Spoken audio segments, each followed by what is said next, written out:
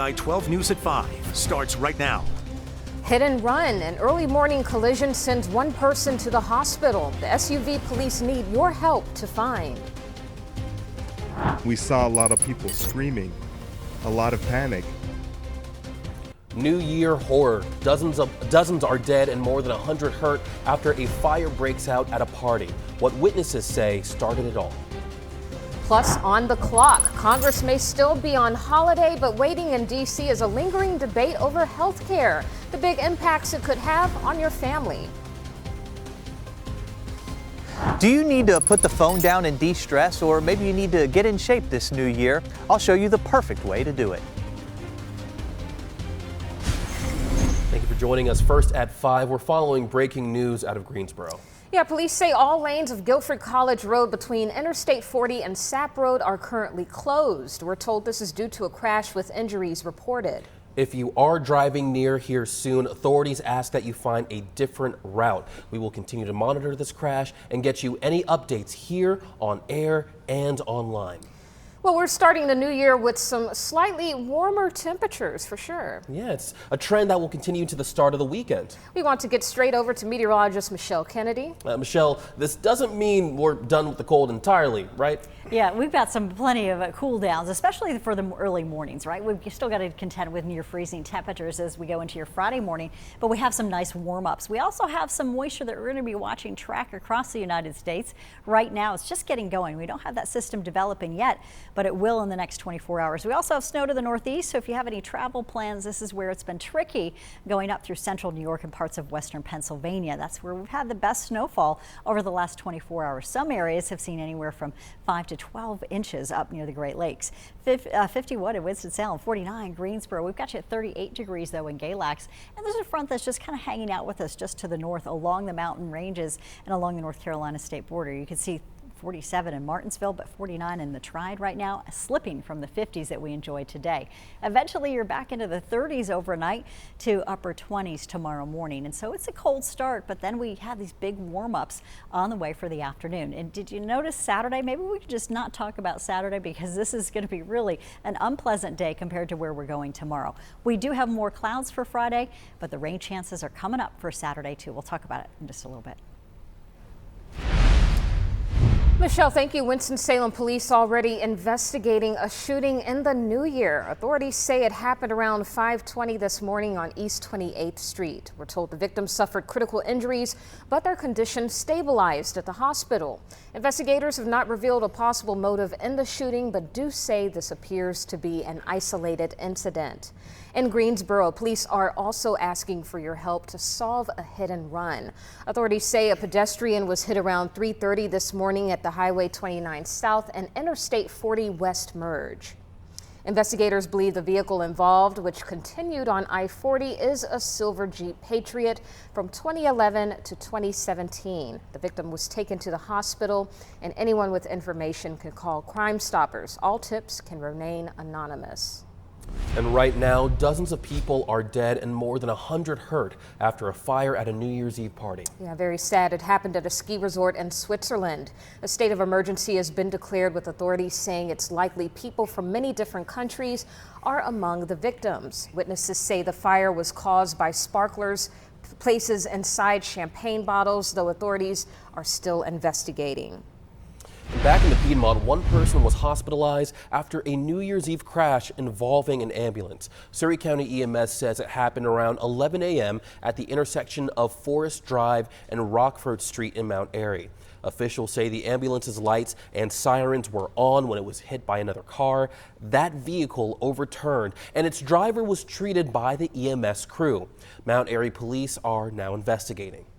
And in Randolph County, a man is being held without bond after failing to register as a sex offender.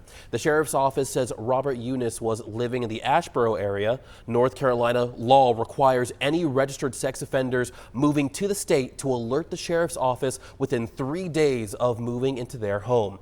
Authorities say Eunice is also being held for an out-of-state warrant. Several new laws are now in effect in North Carolina, including one meant to prevent sexual exploitation of minors and women. Another changes access to new birth certificates for people who are adopted. A third law is in the State Investment Modernization Act. It includes reforms meant to shift responsibility for investment decisions of the state pension plan to a new investment authority. Those are currently made by the state treasurer. Finally, a new law focuses on healthcare reforms, including adopting a new process allowing physicians to be licensed in multiple states.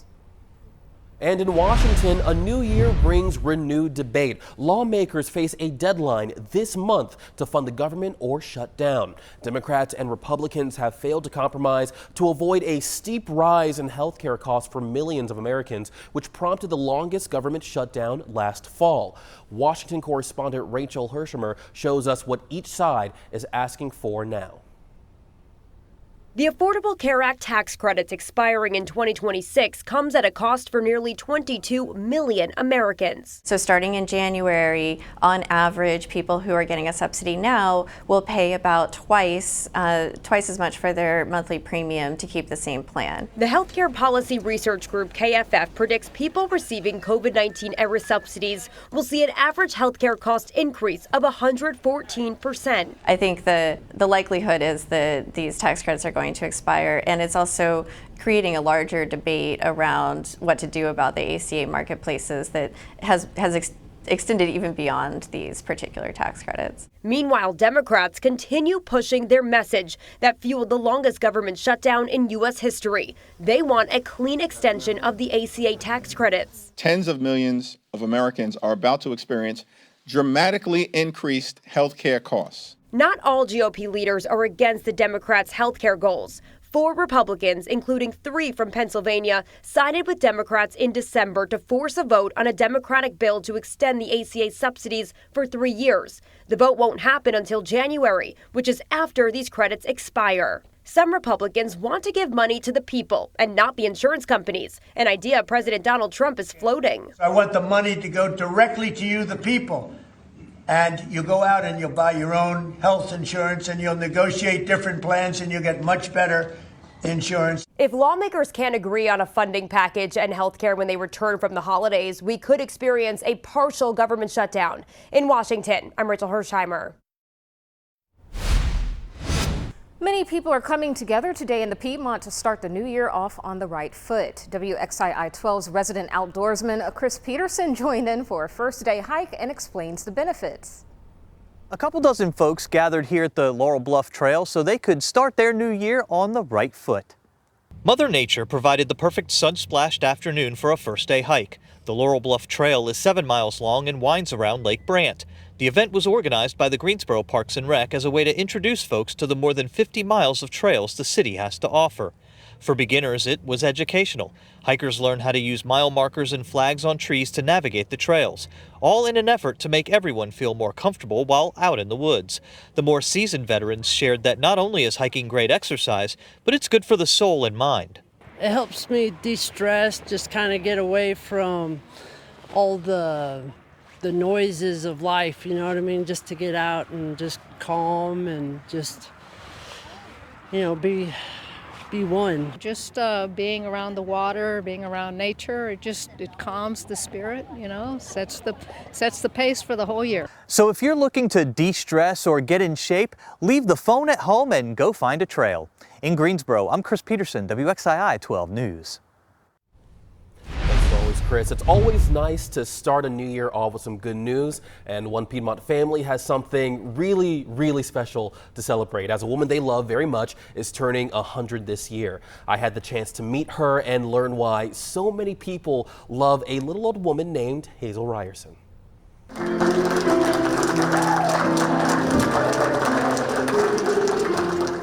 She's just a light. You only turn 100 once, and even though her birthday is officially in February, Hazel Ryerson of Forsyth County was able to ring in the new year and celebrate that milestone surrounded by her family. We have all of our West Coast grandchildren here for Christmas, and it was a perfect opportunity on a holiday to celebrate her while all the family is here. Kathy, her daughter, says her mom had a hard life, from being placed in foster care to dropping out of school because of the Great Depression. But what kept her going was her faith and the love of the family she built. As a child, a lot of times you didn't feel included. When you lost your family, I can't explain how, but anyway, it's just wonderful that I've got family that loves me. Folks at Hazel's party shared story after story of how she impacted their lives from the big to the small. When I asked her how she felt to be surrounded by so many people who love her, she said, I'm just overwhelmed, and I love everybody. Kathy added that this was a nice way for their family to show their love for Hazel and their appreciation for every time and moment she built them up. Oh, Hazel seems so sweet. She was so wonderful to talk to. And let me tell you, there was not a dry eye in that room. You had like little kids, I'm assuming grandchildren, maybe even great-grandchildren, being like, I love you, Grandma. And then, you know, older friends who've known her for years, just like, you know, she helped me through this, she helped me through this. I wouldn't be here without. It was wonderful. You can really tell a lot about a person by the people that surround them. It was wonderful. I agree. Well, happy birthday to Hazel. Happy birthday. And ready for blast off, 2026 is going to be a big year in space travel. The critical launch is now just weeks away, and the North Carolina connection to one. And a new start. One of America's biggest cities has a new mayor. How he's making history from the very beginning. And later, he was once a police officer sworn to protect school children. Next week, he goes on trial. Why some have waited years for this moment.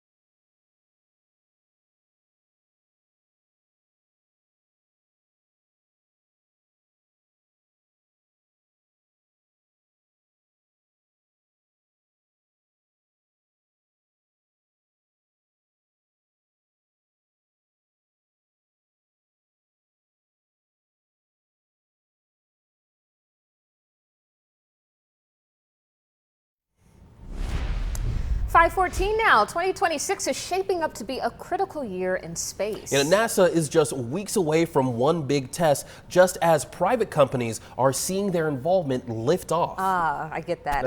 See, you saw it? Good one there. We'll do it at 5. Megan Morardi from our sister station along the Space Coast takes us through the major launches coming this year.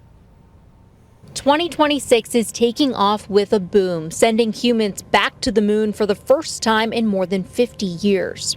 The top story will absolutely be Artemis II. NASA is preparing for one of its most ambitious missions in decades. Artemis II is scheduled to launch in early February. The historic flight will carry 4 astronauts on a 10-day lunar flyby to the moon's far side. On February 14th, Crew 12 is scheduled to launch from Kennedy Space Center to the ISS. So there could be 2 momentous launches of humans to space in February, just about a week or 2 apart. Artemis II will take off from Launch Pad 39B, but that's not the only major launch that we are tracking for 2026. Behind me here at 39A, that's where SpaceX's Starship rocket is expected to take off from the Space Coast. WXII took you to Starbase, Texas, where the mega rocket is currently being tested. It's expected to be used for deep space missions, including supporting NASA for Artemis III, where humans will land on the moon. They're targeting a launch from the Space Coast by the end of 2026. It's way behind schedule. SpaceX and Elon Musk have failed to produce what they were supposed to do. So NASA just announced another delay to 2028 at the earliest for Artemis III. So I think we need a simplified approach, and that's where Blue Origin comes in. Blue Origin also has contracts for lunar landers on the moon. There's speculation that the private company could pivot some of its lander work toward Artemis III, especially if Starship falls short. Newly sworn in NASA Administrator Jared Isaacman will also have to make some big decisions this year with NASA's budget. The Congress is much more supportive. So what Isaacman needs to do is get Trump on board, support full funding for NASA and NASA science, and then we can move ahead. Because if we don't do that, if they don't do that, China will beat us to the moon. All right, space race. That was Megan Moriarty reporting. Among the 4-person Artemis II crew is mission specialist Christina Cook. She's a North Carolina native who graduated from NC State.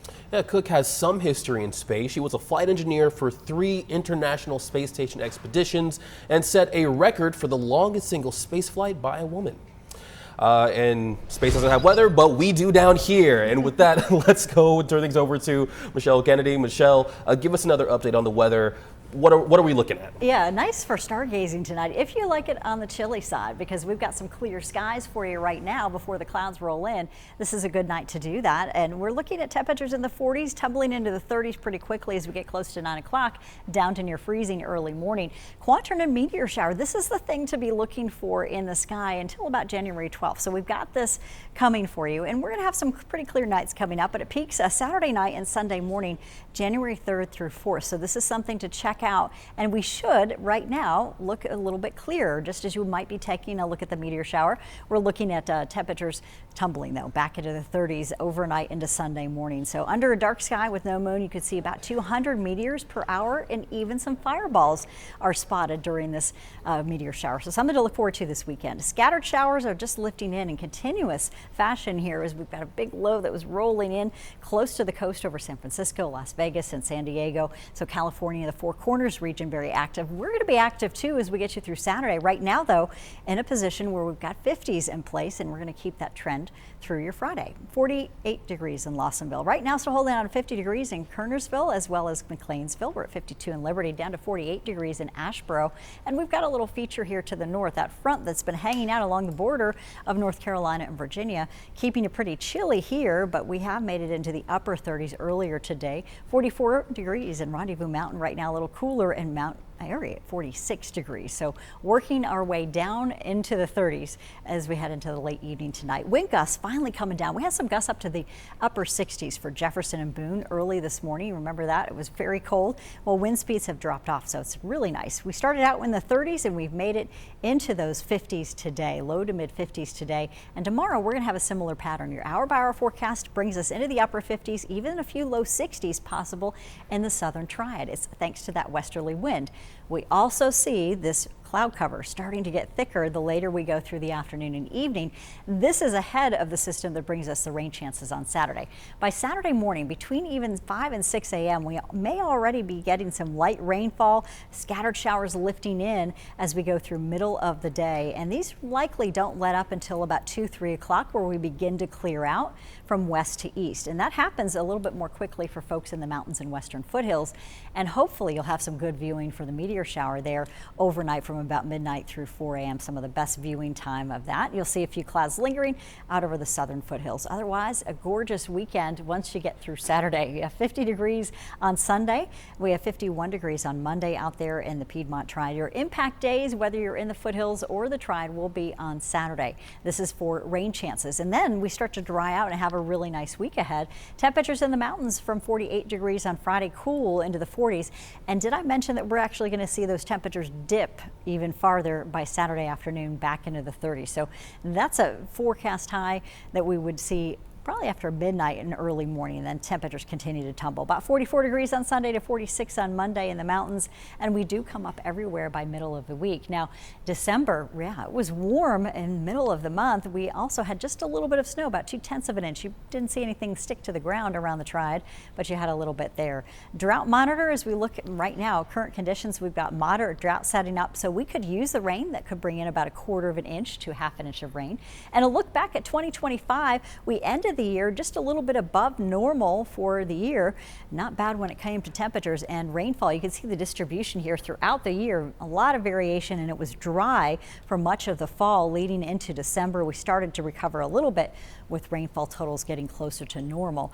However, we could use that rain. We are looking forward to seeing some warmer temperatures. That happens as we look ahead into the next couple of weeks. So the first couple of weeks of January may take us at least into the low to mid 50s, and if not 60s. That happens Wednesday and Thursday this week. Something to look forward to after the rain. Thank you, Michelle. And checking traffic, this is a live look at US 52 at Rams Drive in Winston-Salem. Doesn't seem like there's a lot of traffic out there. Seems like it's pretty smooth sailing. So you should have a easy time if you're on the road this evening. After the break, it's the final countdown. Wake Forest closes out the 2025 football season tomorrow. Why there is still time to cheer on the team yourself.